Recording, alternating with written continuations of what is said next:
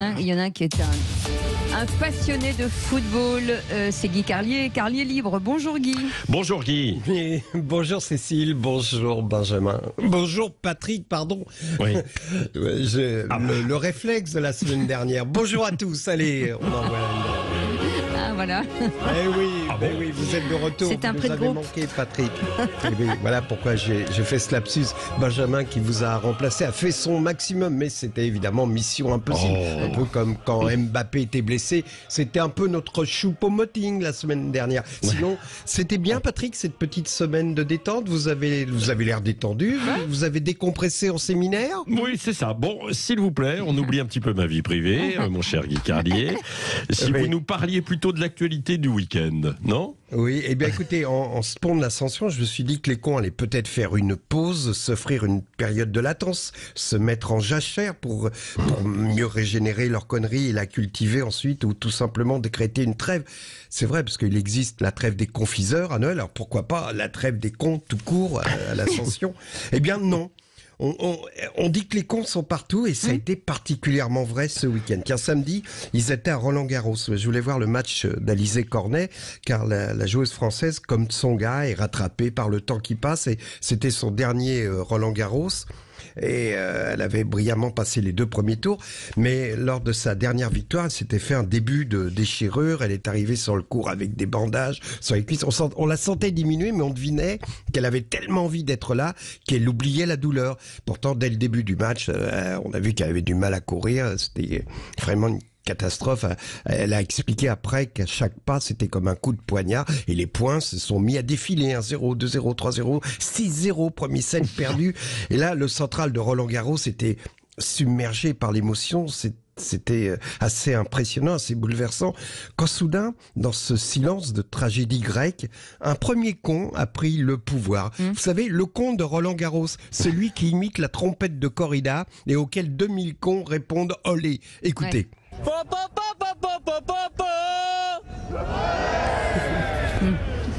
Ah oui, donc et quand à 3-0 dans la deuxième manche, Alizé Cornet a annoncé au juge arbitre, larmes aux yeux, qu'elle renonçait, c'était comme si elle croisait sa mort. Et à cet instant, les cons l'ont sifflé. Un d'entre eux a même crié remboursé, alors que le mec était sans doute invité d'une marque de téléphone portable. Vous savez, un de ceux qui arrivent en retard, qui dérange tout un rang pour aller s'installer au milieu d'un jeu. Après cette gavée de verrine et de champagne tiède au village des sponsors, ce mec-là demandait à être remboursé. Pourtant, la connerie a un côté démocratique. C'est pas une affaire de classe sociale. On s'en est aperçu le soir même à Saint-Denis où elle a gâché la fête. Donc après, la connerie des élites, ce fut le triomphe de la connerie des racailles. Mais le foot doit les attirer. Parce que hier soir, j'ai regardé le match de Saint-Étienne et les cons ont envahi la pelouse du stade Geoffroy-Guichard à la fin d'un match qui fait descendre les Verts en Ligue 2. Autrement dit, Saint-Étienne va probablement démarrer la saison prochaine avec des points de pénalité et des tribunes interdites en Ligue 2. Donc faut vraiment être con. Alors, pour nous détendre, parce qu'il y a quand même quelque chose de désespérant dans cette connerie triomphante et que je veux pas que les auditeurs commencent la semaine avec cette angoisse, je voudrais qu'on finisse en musique.